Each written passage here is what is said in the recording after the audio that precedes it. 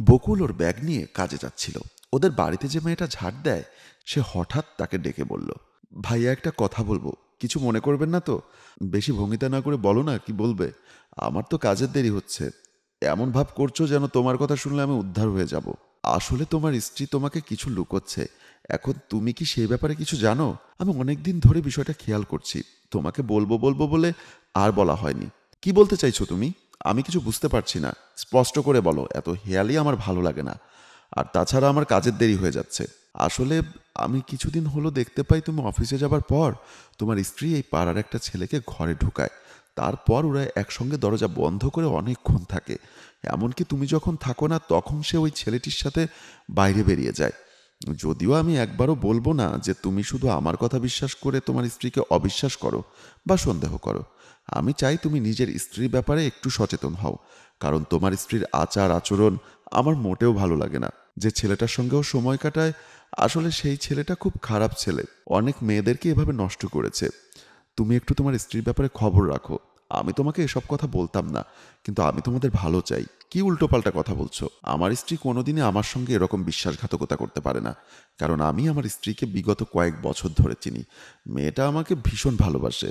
আমি অফিস থেকে ফিরলেই আমার জন্য রান্না করতে ছুটে যায়। আমার কখন কোনটা প্রয়োজন সেটাও সে অনেক খবর রাখে। আমার স্ত্রী আমাকে না জানিয়ে অন্য কারো সঙ্গে থাকতেই পারে না। তুমি হয়তো ভুল দেখেছো। আর আমার বউয়ের ব্যাপারে বেশি খবর না রেখে তুমি নিজের কাজ করো, না হলে বাড়ি থেকে কাজ ছাড়িয়ে দিব।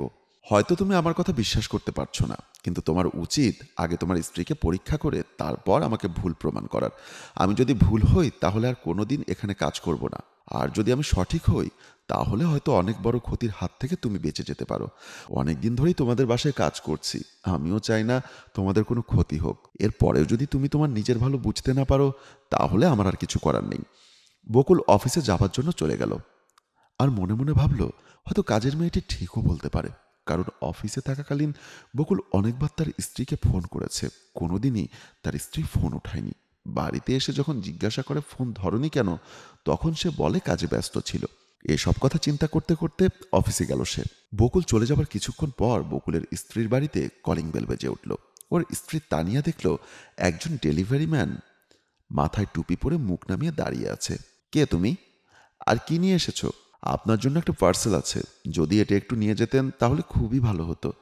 ডেলিভারি রিভিউটা একটু তাড়াতাড়ি দিয়ে দিবেন, এতে আমার প্রমোশন হবে। কিন্তু আমি তো কিছু অর্ডার করিনি, আমার কাছে হঠাৎ পার্সেল এলো কেন? আপনার কোথাও ভুল হচ্ছে, ঠিকানাটা ভালো করে দেখুন। হয়তো অন্য কারো বাড়িতে ডেলিভারি দেওয়ার কথা ছিল, আপনি ভুল করে আমার বাসায় চলে এসেছেন। আপনি কিছু অর্ডার করেননি, কিন্তু এটা আপনার কাছে এসেছে। আপনার স্বামীর নাম তো বকুল চৌধুরী, তাই না? উনি আপনার জন্য এই পার্সেলটা অর্ডার করেছিলেন। তানিয়া ডেলিভারি বয়ের কাছ থেকে পার্সেলটা নিয়ে বলল, আচ্ছা আচ্ছা ঠিক আছে, তুমি যাও। আপনার বাড়িতে আর কে কে আছে? তখন তানিয়া সোফাতে বসে থাকা একটি ছেলের দিকে তাকিয়ে বলল, এখন বাড়িতে আমি আর আমার হাজব্যান্ড আছি। ডেলিভারি বয় আর চোখে ছেলেটার দিকে তাকিয়ে বলল, কিন্তু এই ছেলেটিকে দেখে তো মনে হচ্ছে না এই আপনার হাজব্যান্ড। আমি ওনাকে খুব ভালো করেই চিনি, যদিও ওনার সাথে আমার কখনো সামনাসামনি দেখা হয়নি, ফোনে কথা হয়েছে। এত সব আমি আপনাকে বলতে যাব কেন? আর আপনি টুপিটা এভাবে পরেছেন কেন? আপনার মুখটা তো ঠিক করে দেখাও যাচ্ছে না। হ্যাঁ, আমাদের এখনো বিয়ে হয়নি, কিন্তু খুব তাড়াতাড়ি আমরা বিয়ে করতে চলেছি। যদি কিছু মনে না করেন তাহলে একটা কথা বলবো। আসলে আমার খুব পানি পিপাসা পেয়েছিল, তাই আপনি যদি আমাকে একটু পানি এনে দিতেন তাহলে খুবই ভালো হতো। তানিয়া বাড়ির ভেতরে গিয়ে পানি আনতে গেল। ডেলিভারি বয় তখন বাড়ির ভেতরে প্রবেশ করলো। আপনার স্ত্রী অনেক সুন্দর, কিন্তু আপনাদের দুজনকে খুব একটা মানায় না একসাথে। জানি না আপনার স্ত্রী কি দেখে আপনাকে বিয়ে করতে চেয়েছে, তবে এইটুকু বলতে পারি, মেয়েটার চয়েস খুবই বাজে। ততক্ষণে তানিয়া ওদের কাছে পানি নিয়ে আসে। এখন সোফায় দুজন মানুষ বসে আছে, একজন তানিয়ার বয়ফ্রেন্ড, অপরজন টুপি পরা ডেলিভারি বয়, যার মুখটা তানিয়া ভালো করে দেখতে পাচ্ছে না। আমার সাথে আমার হবুবারকে মানাচ্ছে কি মানাচ্ছে না সেটা নিয়ে আপনাকে চিন্তা করতে হবে না। আপনি আপনার কাজ করুন। পানি খেতে চেয়েছিলেন, পানি এনেছি, খান, তারপর বাড়ি থেকে চলে যান। আমাদের এখনো অনেক কাজ আছে। ডেলিভারি বয় তখন মাথার টুপি খুলে বলল, আপনার স্বামী জানে যে আপনি তারই বাড়িতে একজন অপরিচিত ব্যক্তিকে সোফায় বসিয়ে রেখেছেন আর বলছেন সে আপনার হাজব্যান্ড? স্বামীর আড়ালে এসব করতে লজ্জা করে না? তুমি এখানে এ সময় তো তোমার অফিসে থাকার কথা। তুমি না কিছুক্ষণ আগেই বাড়ি থেকে বের হয়ে গেলে অফিসের জন্য? আর হঠাৎ এই পোশাক কোথায় পেলে? মাথায় এভাবে টুপি দিয়ে ঢেকে রেখেছো কেন? আমি তো কিছুই বুঝতে পারছি না।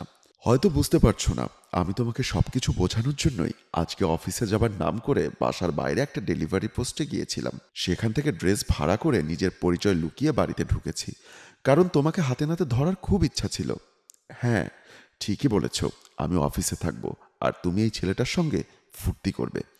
এমন অবস্থায় তানিয়ার বয়ফ্রেন্ড মাথা নিচু করে বাড়ি থেকে বের হয়ে যাবার জন্য চেষ্টা করছিল, কিন্তু তাকে ধরে ফেলে তানিয়ার বর এবং বলে, দিনে দুপুরে একটা ভদ্রবাড়ির বউয়ের সঙ্গে নোংরামি করতে গিয়ে ধরা পড়েছ, আর এখন মুখ লুকিয়ে চলে যাচ্ছ। তোমার তো জেল হওয়া উচিত। তুমি কোথাও যাবে না, এখানেই দাঁড়িয়ে থাকো। বাকি বিষয়টা আমি বুঝে নিচ্ছি। আমাকে মাফ করে দিন, আমার কোনো দোষ নেই।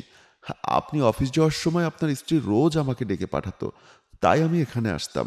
তানিয়া এবার বরের পা ধরে ক্ষমা চেয়ে বলল, প্লিজ আমাকে ভুল বুঝো না, আমার ভুল হয়ে গেছে, আর কখনো এমন অপরাধ হবে না।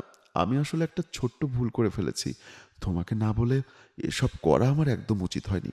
অফিসের কাজে তুমি সারাদিন বাইরে থাকো, আমি ভীষণ একা একা বোধ করি, তাই আমি ওকে ডেকে পাঠাতাম।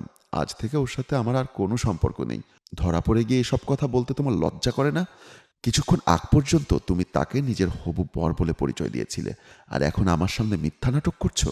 আজ থেকে আমার জীবনে আর তোমার ঘরে তোমার মতো মেয়ের কোনো জায়গা নেই। তুমি আজই এই বাড়ি থেকে নিজের জিনিসপত্র গুছিয়ে চলে যাও, কারণ তোমার মতো বিশ্বাসঘাতক মেয়ের সঙ্গে থাকার থেকে সারা জীবন একা একা থাকা অনেক ভালো।